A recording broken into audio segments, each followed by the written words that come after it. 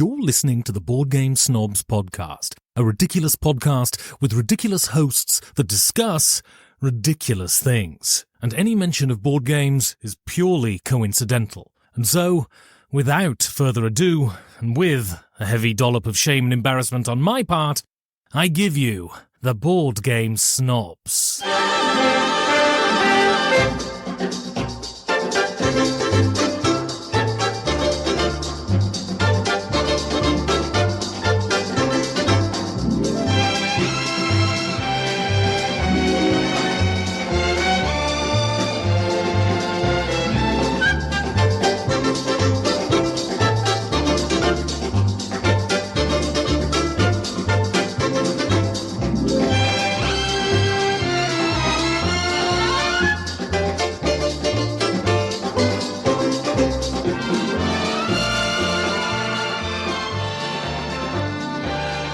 A-B-N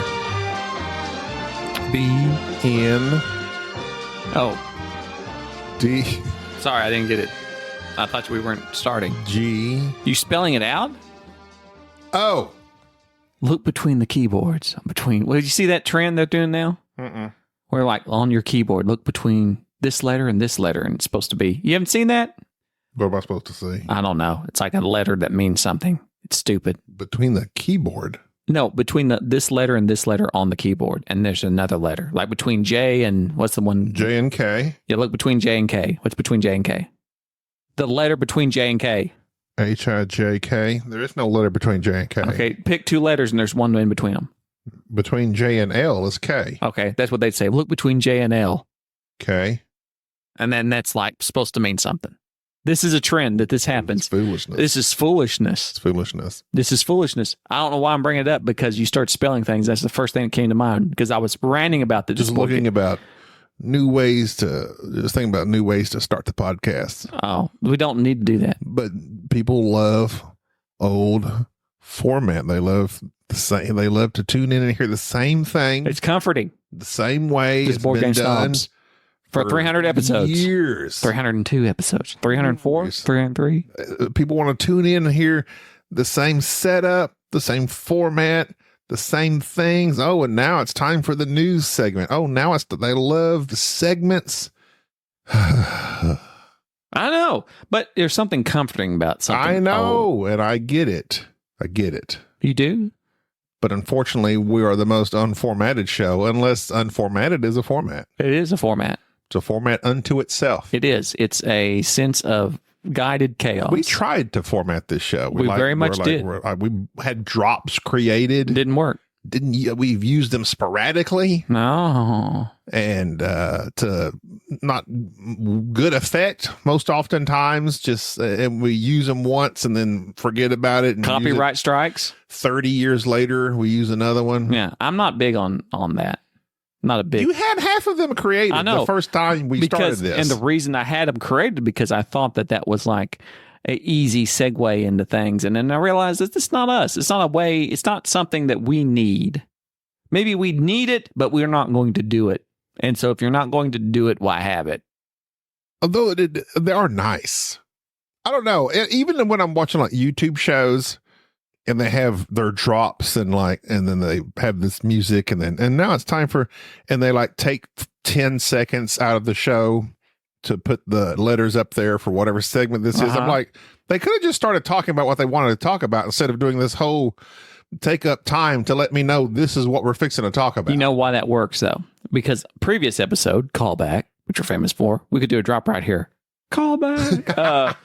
Last episode, you talked about how you would binge watch something, but you wouldn't watch an 8-hour movie. You'd watch 8 hours of a series, but not 8-hour movie. Right. There's a reason for that, because there is a bookend. It's opened and shut. It's the beginning and the end of each episode. And whenever there is a cut in a scene, because there's many movies that have... It's like a chapter. I can put my bookmark there and come back to it if I want to. Which you won't, because you have no memory anyways, and most people don't, to remember what happened last episode. And even most of these series aren't particularly connected anyways. But the point is, whenever there's a scene change, there's that flash, there's that different change, your brain just clicks to something new and it catches your attention. You're reset, which is why you have drops, which is why you have segments, which is why it's like, and now having this. but Like you can cleanse your mind of what you were previously thinking about and onto something new. Yeah, but you don't. You don't cleanse your mind because you're still watching the same thing. It's the same late night type show where they have a little jingle and we're going to do the top 10 and then we're going to. It doesn't. It's supposed to get. You know what I think what you're lending to, or what that lends to, is a schedule kind of. Like I'm one of the most unscheduled people, and I should be scheduled, but something I enjoy for whatever reason. And I guess because it's organizational and it fixes your brain kind of. It's like, there's this guy on Instagram, which I know is one of your favorite social media. Absolutely. He's called Hub's Life. I have no idea what you're talking about. And he has become famous on Instagram for leading what he calls a normal life. He works a 9-to-5 job. Now he's saying, this is, I live a normal life. And because what his point of his Instagram is to take away from, Instagram, everybody's just trying to flash their Lamborghinis and loads of cash and fly to Miami for parties and then Lollapalooza and then Europe. And they're showing their best possible life ever, trying to make you envious, right? Right. And they're like, I'm living my dream, all this stuff. He's like, no. He said his literal hashtag is normalize the norm. He says, I work a 9-to-5. I have health insurance. I have PTO. My wife is pregnant. I'm happy. Mm-hmm. I'm happy in this space. And almost everyone else it lives in that area. But he does live, he's got a nice house. Don't get me wrong. He lives in Dallas. He has a nice house. He's got a pool in the backyard. He's probably medium. I don't know what the levels are in wealth, but he's not poor. Yeah, what's the point of it? He's not rich. It's just him just doing this. Literally, he's just like this. But he will show, this is from my 9-to-5. This is what I do. But he also will show like from my 5 to 9. So when he gets off work, this is what I do. And he just literally lists his schedule: 5 to 5:30, drive home; 5:30 to 6. What's his hop name? in the shower; 6 to 6:30. What's his name? Get dinner ready; 6:30 to 7:30. What's his name? Hub's Life. Eat dinner; 7:30 to 9:30. Pour me a cold snacks. That's what he calls his beer, his alcoholic beverages. He does enjoy an alcoholic beverage. He pours him a drink, watches TV in the evening. He works out. He's very regimented. He's a fit man. He's not poor by any means. He's got probably a $300,000 home. He works in the insurance business. They travel. He's very nice looking. You can tell they're of means. I think he probably went to college, got himself a decent job, but he's by no means rich. He's by no means poor.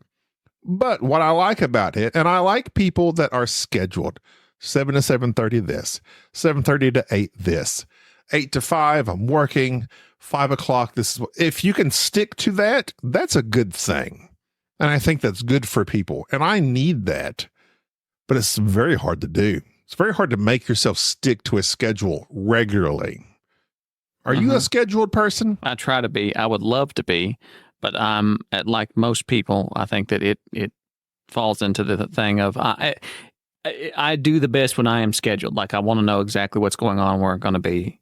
But your point of this Hub's Life guy is what? The point of him is, well, for my original point was he often posts his schedule, his morning schedule. Mm-hmm. He wakes up at this time. He eats breakfast at this time. He goes to work out at this time. He takes a shower. He's very scheduled, very regimented. And that I like that in my brain for some reason. I like the idea of that. It soothes me. Okay. And I don't know why.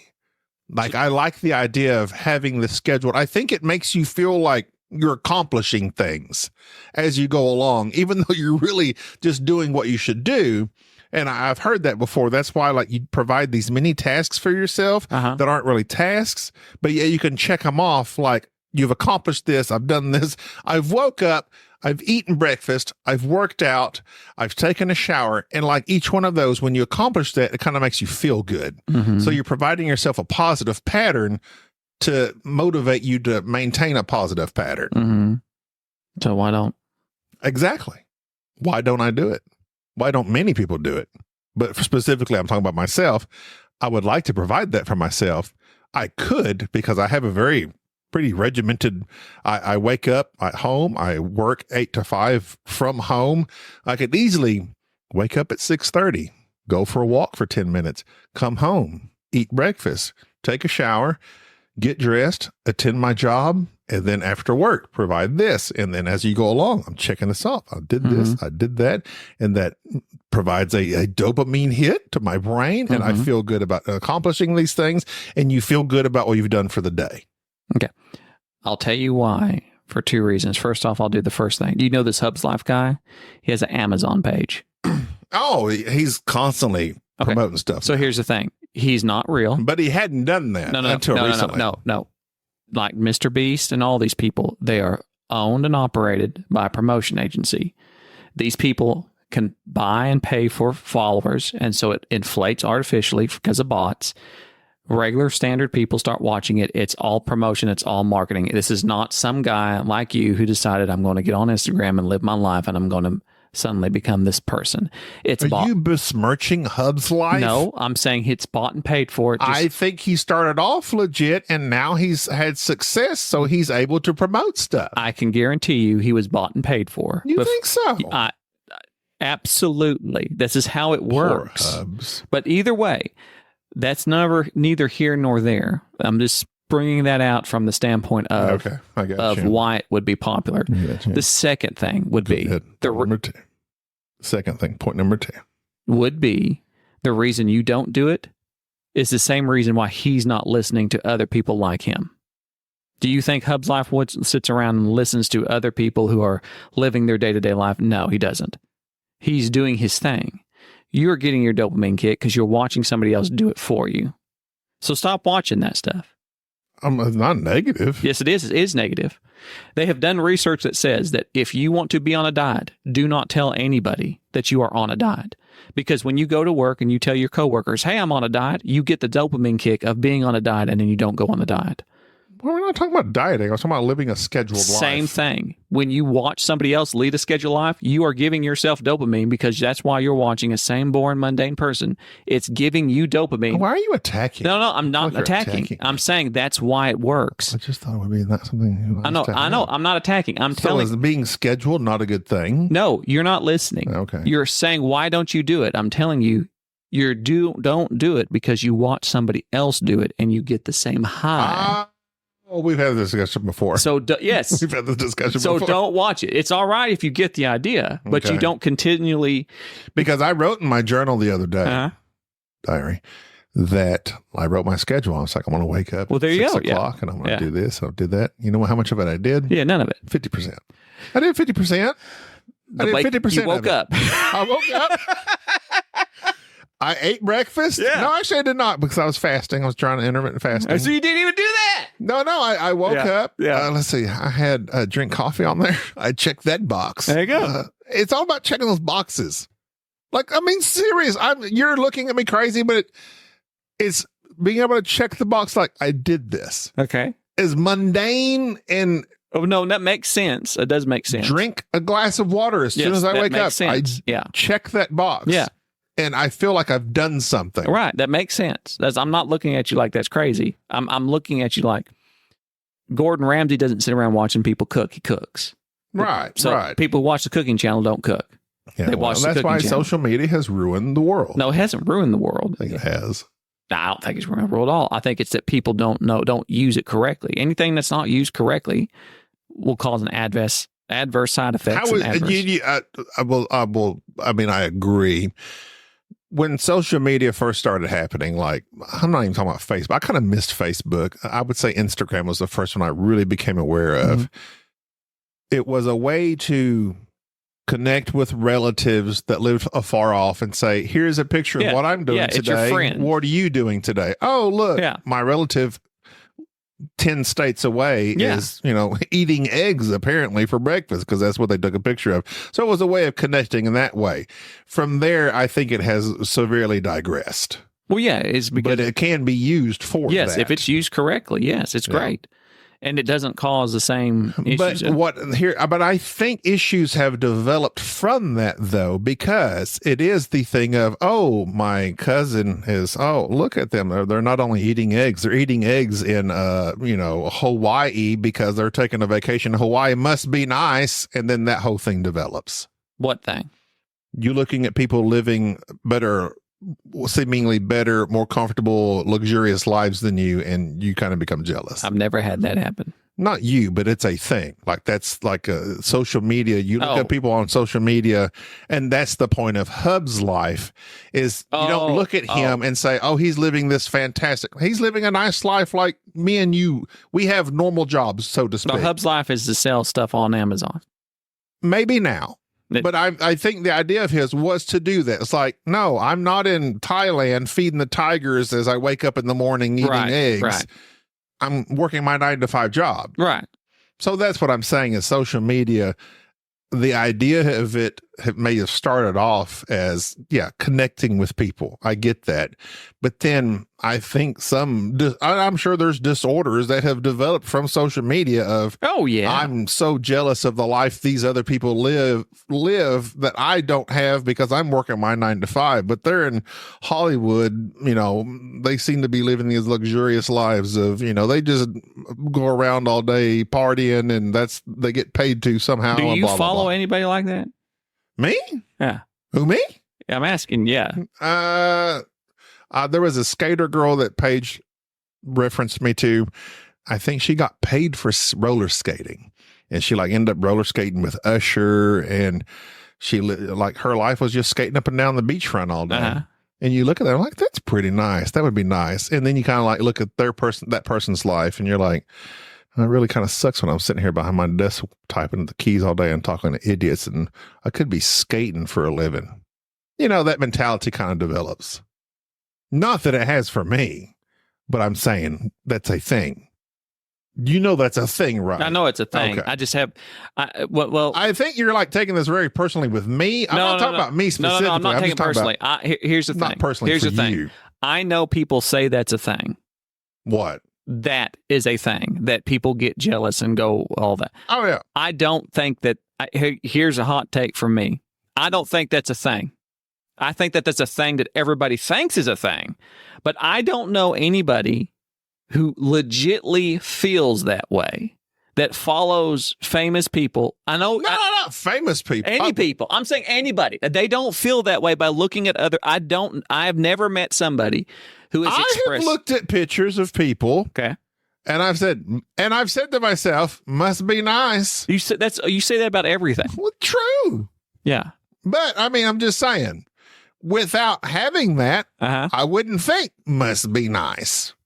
You know what I'm saying? Is there something wrong with the thinking it must be nice? Must be nice. Is there something wrong with that? I think it just is negative. What's negative about it? Because by fact, you're wishing that you were doing something other than you're doing. So you're not content in your moment. Okay. You're not content. Okay. It's a lack of contentment. All right. Now you're making more sense there. Now I'm following you. I was trying to get, okay, that makes more sense. I will agree with that. That yes, there are people that will look on stuff on Facebook or whatever, and these people are like, oh yeah, that's you're no longer content with what you have. Right. That's a personal problem. Well, it's obviously. But no, that's a personal problem that can occur without social media with anything. Well, true. It existed way before social media. Yeah, so but social media has enhanced it. I would say it has not. I would say that if you're that way, you're that way. For people that stay home and just browse social media, they're just in a negative well of emotion, thinking must be nice. Okay, so you're getting back to where you're losing me again. You mean that I know that people get negative emotions from looking at stuff online and social media and all that mess. But you mean that you look at other people's stuff and go, that must be nice, and that puts you in a negative. Yes, that's a thing. That's a thing that I don't. No. So you are correct in that is a personal problem. It's a personal issue because you should look at people's lives, especially if you know them or related to them or friends with them, and be like, oh, I'm so happy for them. Right. But that's oftentimes people, it's hard to be that way sometimes. More often than not, I think people lean towards why can't that be me? Because you're watching stuff on Facebook instead of skating. Right. Okay. That's why it can't be you. I know you're taking this like very like you. No. I'm relating to you how the vast majority I'm of not people relating it to feel. you. I'm saying we're using you as a nebulous person on the Facebook. And also, at the same time, I have felt those feelings. Okay. I understand those feelings. And that's why I have curbed a lot of my social media because I don't that makes need more it. sense. That makes more sense now. The lack of contentment. I guess that's where I was trying to. I just don't. I don't know. I'm ignorant to social media and to the ways that people react to stuff like that. Like I understand that people will look at something, but it's been a thing for which you hear that all the time. People look and go, "Oh, I'm jealous." I've never done that, nor do I know people who actively do that. But the lack of contentment, yes, but that's something that happens in everyday life. Right, but I'm just saying, and you will be that way no matter what. Exasperates that. Okay, I think you'd be that way no matter what. Because you know why? Completely unnecessary. You interact with people. You should interact with people. When you interact with people and they tell you about their lives, and if you truly care about them and they do something great, you should be happy for them. But social media exasperates this thing of. Well, I don't think it's totally unnecessary though. Social media. Is that what you're saying? Social media is. I do not need to have Instagram in my life. You don't. I existed for 30, 40 years without social media. Well, there's a lot of things, and I won't go down the rabbit hole going, well, you don't need this, you don't need that. There's tons of things that you don't need. But I would say, instead of going down that and arguing that particular point, I would say that social media would be a net benefit if used correctly, and people can use it correctly. And that it would be just like a telephone. Like you couldn't make it. Do you need your cell phone? Right. No. Right. But you would fall out if you didn't have it. I'm looking at it right now. Yes. You're always looking at it. I'm constantly looking at it. Correct. So the fact is, though, that it is a net positive for you in many, many, many, many, many, many ways. Correct? I get you, yes. So I think that social media can be a net positive for many people in many ways if used correctly. And even specifically, I would go with this podcast. We have our Discord, we have our Facebook, and we are able to interact with people we would not normally be able to interact with. That's my point. It can be a net positive if used correctly, and it provides you with something that you would never have been able to do in the past. It's not without its dangers, of course, that things can happen. But I think a lot of it falls under you as a person and what you allow into your mind and into your thought process and how you yourself are. It can just exacerbate pre-existing conditions, I guess.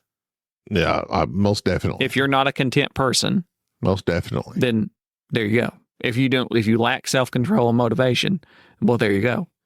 And so it's that thing that, yeah, it's going to be a negative if you're that type of person. I don't know how we got off on this regular life stuff. Hub's life. Hub's life. You're going on about. Check him out. I know. No, there's no need to check him. Why do you want to look? Why do you watch him? I told you because I liked his scheduling. So you watched it once. Are you still watching him? Yeah. Why? Liked and subscribed. Why? Because I enjoy watching him. But why do you enjoy watching him? That's a good question.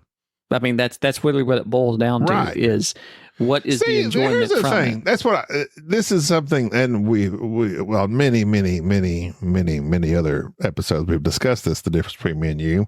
You do things and you say why. You ask why. I don't ask that question. I just do it. Well, the reason for that. I should many times. I should. Why am I doing this? Like, what's driving me to this? And that's a good question. Why? And it's a basic question that I don't ask. Yeah. Well, it's like, why do I like this? Why do I like this board game? I don't know. That's the thing I always go to. It's like, so for me to, and lots of other people, not just me, but I think there is the type of person that is you, and there's lots of people that are the type of person that are me. You're like, why? I'm doing this. I like this. I don't like this. Why? Whereas me, I'm like, I'm doing this. I like this.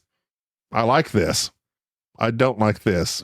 Why? I don't know. I haven't thought that much about it. But it is good to pause and ask why. Why do I like Hub's life? That's a lot of talking to get back to this question I just asked you. Because I don't think deeply about things, and I've said that repeatedly. I don't ask myself why. Well, no, but you like him because he's showing a way that you could be. And then I guess so. And instead of doing that. See, why do I need to ask why? I just come to you. Well, no, because Jerry, why do I like this? Oh no, because if you do that with everything that you watch or whatever, you kind of you boil down to the reason of something is you're able to distill it down and go, like you always send me stuff on TikTok. I deleted TikTok. No, I stopped sending you stuff because you don't respond to me. Well, because I don't watch it. Because I the one you kept sending me stuff. Respond to me. No, you kept sending me stuff on TikTok. Even a text like I don't have. Listen, I don't have TikTok. So you don't need TikTok. I know. Just click the link and you can still see it without having TikTok. But it keeps asking me to download TikTok. So I downloaded TikTok. What do you have against Chinese viruses? I had it for 2 hours and realized I can't learn anything from this. Let them have your data. I don't care about that. I'm just going, I don't care about the fact that none of this stuff can I remember after I watch it. I sit there and watch it, and 15 seconds later, it's off. It doesn't. It's humorous. It's not funny to me. It's goofy people. You post weird memes to Facebook, but I can't post you a link to a TikTok. But no, my point is that my weird meme you can scroll by. TikTok is 15 seconds of your life, and that turns into an hour of your life. I got to read your meme. But hours, though. I don't cost hours of your life. You spent hours on TikTok, and you've learned nothing from it. And that's why I go, I don't like this because I can't, I know what it does, why I like it, because I did like it. It gives me a little bit of information quickly, moves on to the next thing. 15 seconds, moves on to the next thing. And I'm like, oh, this is just a trap. This is what keeps you entertained and keeps you going. Ban it soon. What are they going to do? I don't know. So I deleted. So I've never been. I don't have it either. Well, you did. Well, nor do I shop from Temu. I shop from Temu. How dare you? You know they use children as labor, right? They're just the middleman. I'm cutting. Everybody does. How dare you? You do know it's the same. My moral integrity sensors are blaring. You do know it's the same stuff on Amazon, right? Family values. You do know it's the same stuff. I can't tell if you're being serious or not. I can't believe you. Sheen? Do you also shop on Sheen? I don't know what that is, but I'm about to. Is it good? But no, it's that. And so once you realize this is not something that's beneficial, even though you like it, it's like I'm not messing with it. There's no need for me. You've never listened to a YouTube channel or something or been subscribed to something and go, this is not great. This is not beneficial. It's not that I don't like it. It's the same thing going on, people ranting and raving about the same thing or whatever. And it's just, I'm not enjoying it. I don't personally connect with the person. It doesn't stimulate me at all. So I'm just, I'm sounds like our podcast. Am I right? Self-deprecation. Anyway, you don't approve of that. I don't really know. But the fact is like, yeah, what's the point of that? So it's the same thing with Instagram and Hub's Life or whatever it might be. You watch it because you want that to be you, but by watching it, it's preventing you from being you. It's there's nothing wrong with watching it briefly. Rock in a hard place. And it's not. It's fine to watch it a little bit and go, this is what I need to do. But at some point in time, you have to shut it off and go do whatever it is you need to do. There's nothing wrong with being inspired by stuff like that, though. That's one of the great benefits of social media. Did you know Benjamin Franklin created is there a difference between creating and inventing? Finish the thing. The first, this speaks to you. He created the first volunteer fire department in the United States. Yes, I knew that. Really? Yes, that's a thing that's taught. Really? Yes, it is. They teach it in the volunteer fire department school? No, they teach it in grade school when they teach about not the grade school civics and Benjamin Franklin. Everything's been canceled now. No, not Benjamin. Everything you were taught, you can't believe anymore. Franklin did a lot to help others. You were taught this, so you don't have to worry about it. Including creating the first volunteer fire department in the United States. He believed that fire prevention methods needed improvement. Like, don't build all your houses out of wax. But imagine if they just, never mind, that's stupid. Built houses out of wax? We should stop building our houses out of wax. I think that's a bad idea. We should try straw. That is a thing that always irks me in every one of these old medieval shows is like one person breaks a lamp and 16,000 people die from a fire. Do you think they would have learned? You think that fire would be like a thing you'd all panic about because basically your whole town rests on one person. Like, you know how many house fires we go to in my little town of 5,000 people? Like every month, it's just somebody accidentally setting something on fire. If the town was all made of straw, we would have burnt down numerous times. I want to say a joke is something that has a straw man argument, but that doesn't hold up. Close enough. As a result, in 1736, the Union Fire Company was created and was even playfully known as Benjamin Franklin's Bucket Brigade. Yeah. I don't know what school you went to and that you remember that. No, I was never taught Benjamin Franklin created the first volunteer fire department. Oh, it's in history. They go over American history, and you touch on each individual person's life. I'm sure there was a section on Benjamin Franklin that talked about how not once have I ever said what's the term I want to use? Lascivious? Lascivious, is that right? Uh-huh. He liked the ladies. That was not taught. Back in my day, these founding fathers were above reproach. How old do you think they were? Ben Franklin? No. I'm talking about the founding fathers when they founded everything. Oh, I mean, in my mind, I feel like they're 50 and 60.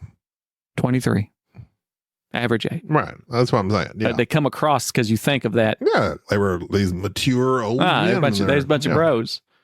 Everybody should have guns, and we should be able to say what we want. Sign it in. Thomas Jefferson. Yeah. And his love of his ladies. Yeah. That were all of them. In slavery to him. Yeah, all of them. This is a thing. It's crazy. That's American history. Don't get started on the Cowboys and Indians. Back in my day. I don't think you knew a lot about Cowboys. It was Cowboys and Indians. You weren't back. Custer was a hero when they taught me in my school. I love that guy. Oh no, we made a huge mistake. Yeah. There's a great show about him. It's called Son of the Morning Star. I can't remember, but it's like a B actor that is the plays Custer. You'd recognize immediately if you saw him, but it's old. But it tried to tell the story of, it would have a voiceover by a woman who was like Custer's wife, of like why what he's doing is good, and then it was like a voiceover from an Indian woman that was like why this is horrible, and it was trying to give both sides of it up to Little Bighorn to where he gets killed. And I don't think I've ever heard anybody else talk about that. But Son of the Morning Star, I remember watching that, and I was like, when I was like younger, getting into history, my dad had that it's like 2 VHS tapes. It's like one of those, when the VHS shows were like a lot. Oh yeah. Like my dad had Shaka Zulu. It was like 4 VHS tapes or something like that. He had. And I like that they would actually print intermission. Oh yeah, that was great. But like you put it like Titanic. Oh yeah. Yeah, I had that box set. I'm trying to think of an intermission movie that I had. There's tons Mom of them. and Dad had. I think Gone with the Wind had an intermission. I know that Monty Python and Search for the Holy Grail had one, but it was it was funny intermission. It was meant to be like a cut out of one scene to other. But yeah, they would make on the VHS tapes like, okay, this is part 1, and then you would have to eject the tape. Spartacus. No, Spartacus didn't have one. Spartacus, just the tape ended. You had to put in the Ben-Hur was 2. May have been two. Anyway, we're really giving Thank goodness our crowd is our age. Kids these days, they don't know. David, he's in there going, Dad, let's watch Spartacus. I want to talk about the show. Are you done? Are you talking about Benjamin Franklin? Wait. Please get done with all the Benjamin Franklin stuff. Well, no, he may become our new armadillo. No, I don't. He's basically our mascot now. It looks like Benjamin Franklin, guy with the little chess piece. Let's see. Give me just one moment here. Holding. Say something interesting. I'm still. Oh, you want me to talk? No, just briefly until I find what I'm looking for. Okay, well, I was going to talk about Snowblind Race for the Pole by Pleasant Company Games was the game I was going to. And now, for your pleasure, a board game review. It was nice that Pleasant Company Games rhymed with that. So was that our new drop? Is that a drop? That's an old drop. That was an old drop? Use when we were going to like differentiate, like, hey, we're going to discuss, back when we were going to like, okay, we're going to banter, and then discuss a game. Here's where we discuss a game, and then Nigel comes in saying, here's a board game review. Oh, we did that sometime. Well, Pleasant Company Games, which I looked them up to try to find out which other games they have made. It's because they're like a company I had no idea existed, and I got on BGG, and they literally make no other games that I'm familiar with. And it looks like Snowblind Race for the Pole from 2016 is like their game. But apparently they're still producing games. To be fair, Snowblind is I mean, I've never heard of this company until you brought this game over. Right. And Well, I had heard of Snowblind simply because it was was it a Kickstarter? I can't remember if it was a Kickstarter or not. Now, is it a snow blind, much like a deer blind, where you would just hide in this tent-like feature and just shoot things? No, Snowblind's like when the sun reflects off. Well, you're making a joke. Ha ha ha! I can't pound off that. But it's basically being blinded by all the light reflected Blinded by the snow. By the snow. Snow blind. Blinded Kind by of the really light. explains itself if you think about it. Yeah, Snowblind. Well, not What blinded you? The snow. well, not everything makes sense because you have like the water truck, I think. but the fire department comes when there's a fire and they don't bring water. You think Benjamin there'd be Franklin. You're fire on the truck. welcome. Yeah, there you go. You're welcome. So I think Snowblind was also explained in the mountain climbing movie with Chris O'Donnell. Vertical Limit. Vertical. I'm sorry. I know you said that. Oh, you just came up with that name immediately. Okay, Concerns the me. reason why Vertical Limit is on my mind is because the opening of Vertical Limit will scar you if you are a young Where his daddy cut the rope. Yes, they're climbing this mountain and It's a tremendously good, terrible movie. it's awful. It's very Awful entertaining. movie. And these Bill Paxton. Bill The Paxton Extreme. and the guy, what's his name? The old dude that was he was in El Dorado, the old Western guy. Yeah. Carradine. David Carradine. Anyways, these people fall, they cause all these issues, and the dad's hanging by the edge. He's like, if you don't cut the rope, it'll kill me and your sister. Yeah. Then this poor kid has to cut He the has to rope. kill his dad. And then it has the worst cut scene. Cut scene. Cut.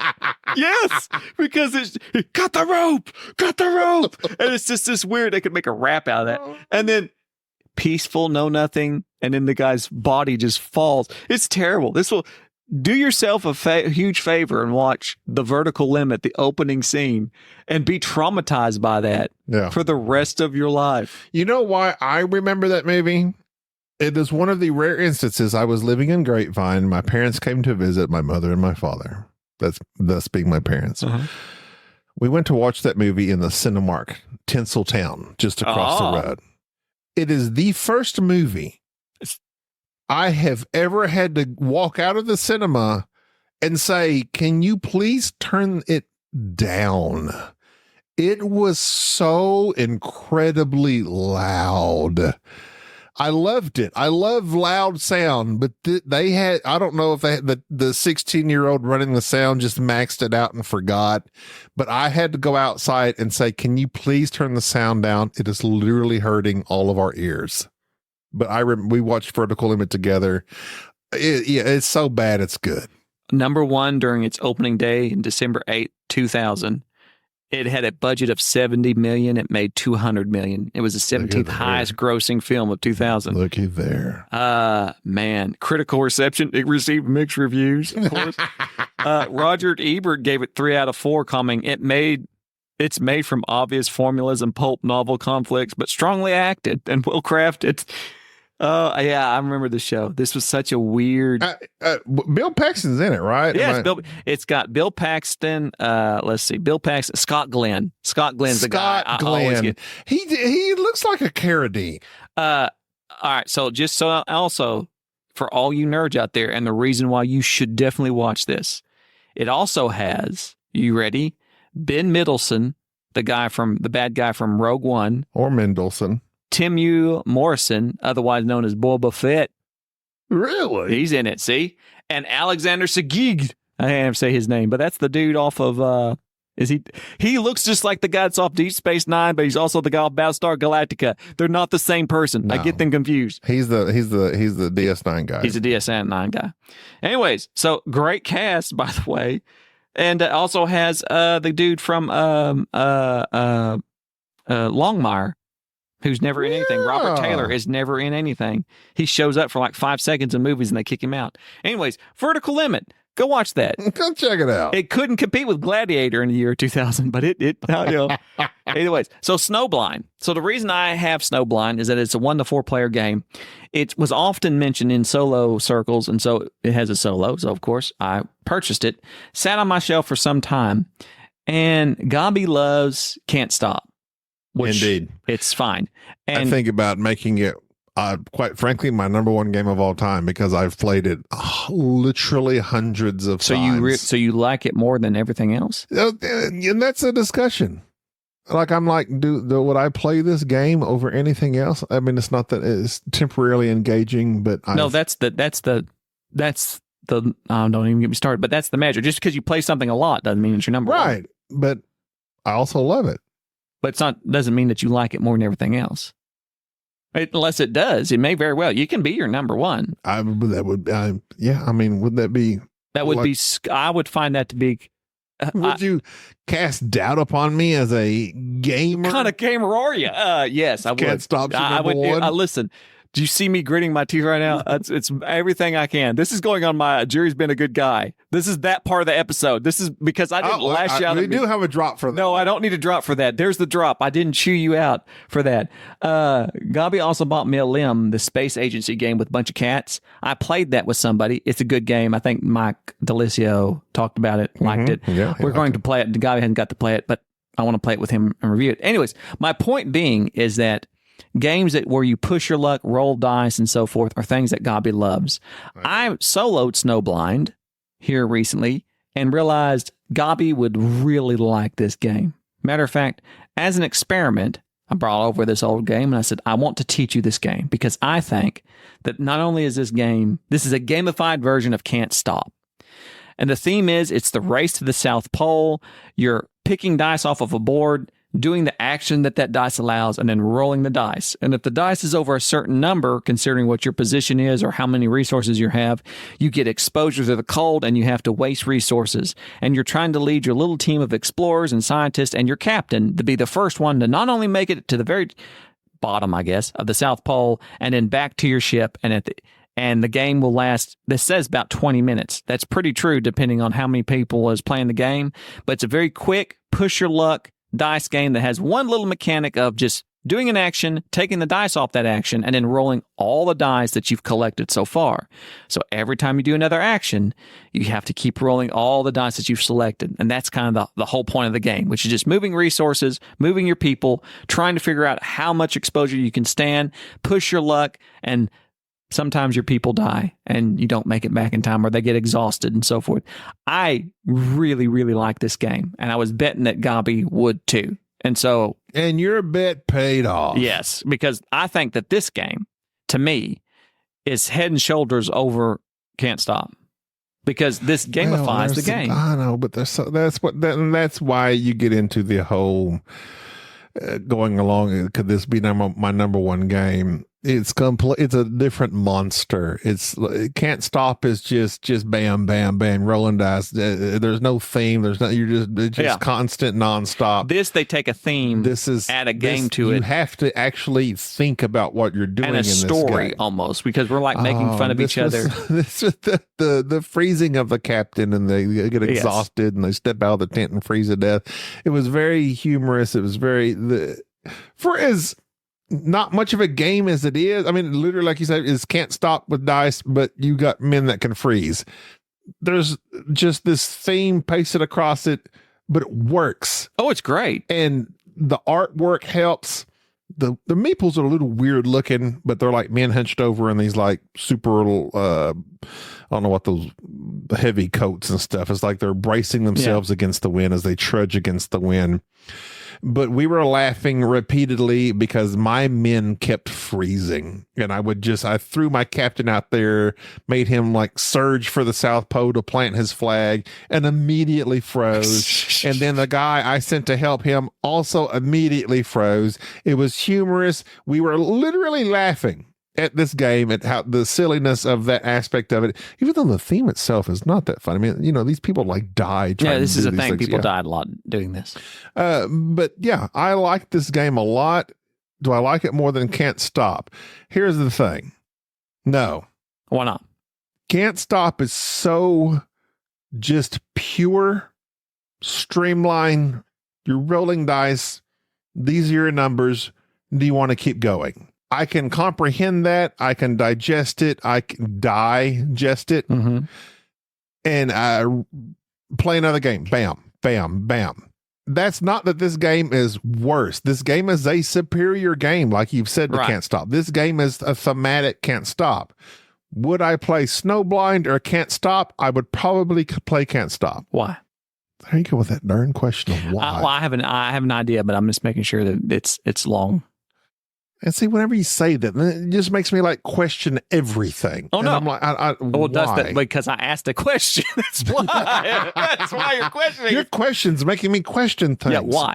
I would say because this game has. Okay, this is what I would say. That's what I'll say to your question about me questioning things about why. For this game, I have to like think about consequences. There you go. That's exactly what I was thinking. Is because this game. This is why I like this. You know what? I get real happy when I answer and like you're agreeable with my Well, no, answer. I am agreeable because I assume that's what it would be. Like when I got this, I was like, played it. I thought Gaby's going to like this. Is a I do like don't it a wanna lot. I would not want to play Can't Stop here in your house. Right. You don't have Can't Stop here in your house, do you? I do. Do you play it? No, you play it No, online. I do not. I play the BGA version because it's far superior to the actual physical copy. Right. So Clicking a button. So lazy. you're not playing a board game. You're Right. playing an electronic version. You can have that argument later. But in terms of actually playing the board games, would you play the board game Can't Stop or this? That yes, you make a good point on that. Okay. Why? Because this is something you can sink your teeth into. Okay. But so that's two things. One, you instantly reverted to, well, Can't Stop the digital version. Right. That's not, I'm not talking about when you're bored and sitting there and not talking to anybody. I'm talking about this game here. If we had, and me and you and Enrique, and we played Can't Stop is fine. Yeah, it would, you throw dice, you do your thing. Yeah. It would not offer the same interaction, the same. No. It's this. You're right. The You're reason right. you like Can't Stop is because one, not only the digital version, it's quick, it just boots up, and the screen in your face is giving you dopamine anyways because it's just a screen. But the actual physical game, let's just boil down to Can't Stop. Can't Stop, there is no thinking. It's just the only decision is yes or no. Do I push my luck and roll these dice, or do I stop? This game is the level of Can't Stop that I can stand, because not only is it that, it's what action are you going to take? Which character are you going to move? It's very limited. It's very simple in what your decisions are. The rule book's very thin. But at the same time, I'm affecting you because you're taking dice. And now I can't use that dice. You've added it to your pool. So it is this thing of, do I take this dice? Do I keep going? Do I push my luck? Because it is a race. And not only is it a race that you're trying to be first, but you have to get there and get back. Yeah. And so this game is superior to Can't Stop in every single way because of the theme. I will say that Can't Stop, of course, is just the distilled down version of this main mechanic. That's why I said Snowblind is basically a gamified Can't Stop. Same thing with MLM. It is a gamified Can't Stop with a little bit more to it. And when we play it, I think eventually you're going to probably revert from from Can't Stop to MLM if it's on BGA, I believe, as well. Because it's the same thing. Roll dice, go decide when you're going to jump off, and it affects other people. There's an interaction. And so this idea of Can't Stop being your number one game, it's not. How many times have you played Can't Stop? No, physically. Oh, physically? I don't know. Here, Maybe- within the past month, Oh, none. past 6 months, 5 times? maybe? Okay. But on BGA, it's very simple. Oh, hundreds of times. I've played Wonderful World probably god-awful times and thousands of times. Yeah. But yet I wouldn't call it my number one The Can't game. Stop in real life is actually tedious. Yeah. So that's my point, is that just because something online or whatever it is, there's tons of board games that the digitized version of it are better. But in terms of the actual game, the production, and what you get out of it, to me, Snowblind is like this is a hidden gem. I'm glad I brought it because I think it's something that, like, this is the gamer's version of Can't Stop. It's light, but yet there's still thought to it. My only argument, not an argument, is my only thing. I understand what you're saying because you're going towards this point at the top, but then you also have to return and go back to the ship. I understand what you're saying as far as a Can't Stop, but Can't Stop to me, you're rolling dice to advance. Uh-huh. This one, when you roll the die, you're just trying to dodge damage. So it does kind of remind me, for lack of a better term, the Snowblind actually reminds me of the expedition. Uh-huh. the card game. Because when you take the damage, you take either the bullets or the food. Right. You flip over a card or something. Well, there's no dice in it. Really. Yeah. But it does. It's that of you're trying to, God Lord, mitigate the damage with the die with food. And I really like that about this game is you can carry those crates and or create food in your different locations.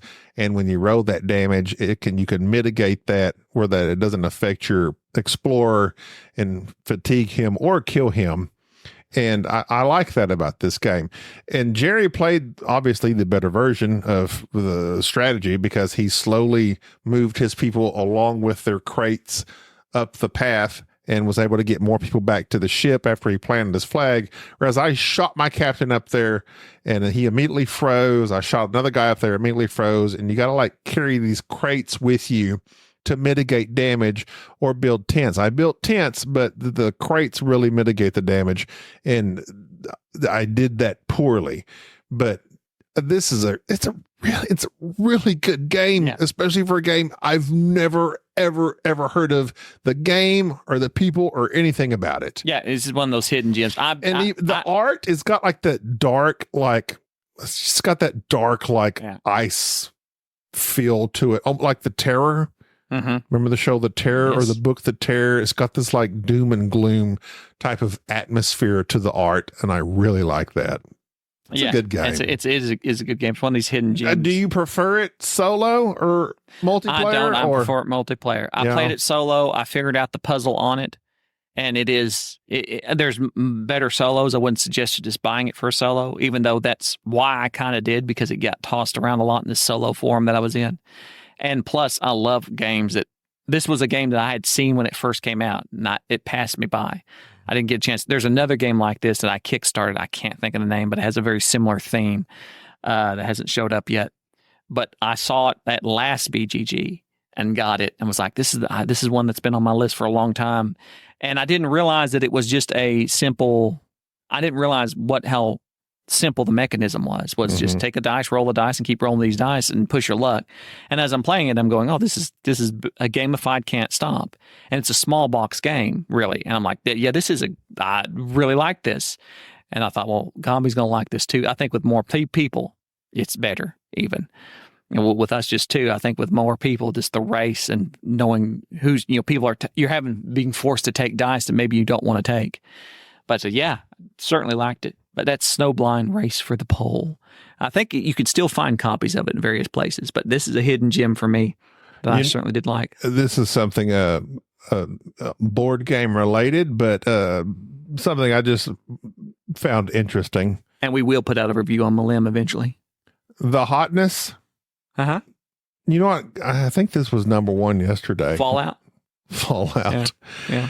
The power of that show has propelled Fallout 4, the video game, like broke records again on Steam. I have downloaded it. Yeah, everybody downloads it. Nobody. I played Fallout 3 for probably 15 minutes, and I'm like, it's kind of clunky. But then it's like, oh, well, maybe I should check this out. But I find it interesting because Fallout, the board game, of course it splashed just because it's Fallout. That never heard of it again, but now with the show. It had the thing where expansion came out and fixed some of the problems, I think. And, I wouldn't be against playing it, but I think it's rather a large game along the lines of minis, or is it It's standees? More of an exploration game type thing. And I don't know. It just didn't make no splash as much as, a board game should of that ilk. And then it came and went, but now it's been number one and number two, and it's in the hotness, all due to the Amazon show. There's also, and you posted about this in our Facebook group, Mandalorian Adventures. That's going to be with Corey connects. I want to check that one out. Complete missions together. He's going to be a nice co-op game. He does good sometimes with those co-ops. I'd like to check that one out. So those were the two in the hotness that I was interested in. Not Fallout so much. I just thought that was funny. You always said that even on the video game, you didn't like any open world thing because you don't know what you're going to do, which I find it's too much. Well, it's not too much. You can just go do whatever that you're told to do. I like to know where I'm supposed to go. Well, it tells you, go here, and you can choose not to. Yeah, but then I get distracted. Well, that's the whole point of the thing. Is like you get distracted. You don't have to do what the game tells you to do. Number one is Vantage. Yeah, I've seen that. That looks pretty neat. That's what's his name? Stegmaier? Is it the Stegmaier game? Is that the one I'm thinking of? Jamie Stegmaier. All right. Look at there. Jamie hadn't had a hit in a while. Original. You hadn't had a hit in a while. An original, but Jamie. We'll see what happens. I'm looking forward to it. All right. Well, that's going to do it for this episode. This was episode number 2 of Jerry May or May Not Be Here. I'll be fine. He says he'll be fine. I wanted to bank some episodes in case I died. This will give you a good 2-week buffer to recover. Hopefully in this time I found a quality replacement. Just join Richard. You and Richard and Luke. Doesn't work. No. Or Dan. Get Dan. I need someone that's going to berate me. Dan. That way I get know. Dan. Dan. Dan. I think he's the... Dan's He'll the man. call me an idiot. Gaby. He does it every time he comes on the show. He's going to say, Gaby. I'm like, I feel like home, Dan. What? It's as if Jerry never left. What is all this? Oh, I'm if I just die kidding. and they get up and it's just get to the pearly gates and it's the Gateway Network. And it's just Dan going, what are you doing here? Well, I hope you don't die because Jerry, I love you. I bet you And do. I hope you're okay. I'm sure I am. I hope you are. I know I'm I looking am. you right now in the present. You're a healthy looking man. I am. You have a nice luscious beard. Yours still Your hasn't great grown hair. back. Well, I mean, It's only been 30 It'll minutes be since I here. praised you earlier on it. it'll be back someday. One these days. That Anyway. teaches you for trying to grow a goatee. Well, we'll see what happens. I'm going to grow a full beard. Next Don't time. do a goatee. I'm not going to trim it. I'm Let not going to trim it. send us an email, boardgamesnobs@gmail.com. Express your opinions on goatees.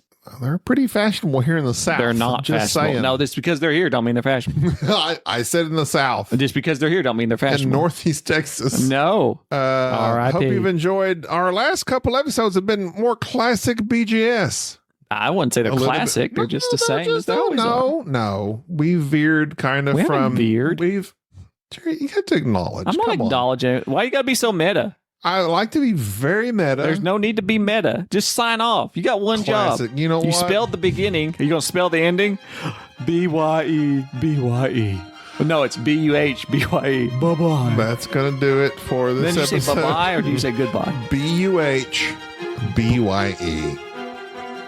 Bye-bye. It'd be funny if I don't. Thank you for tolerating this episode of the Board Game Snobs. Stay classy.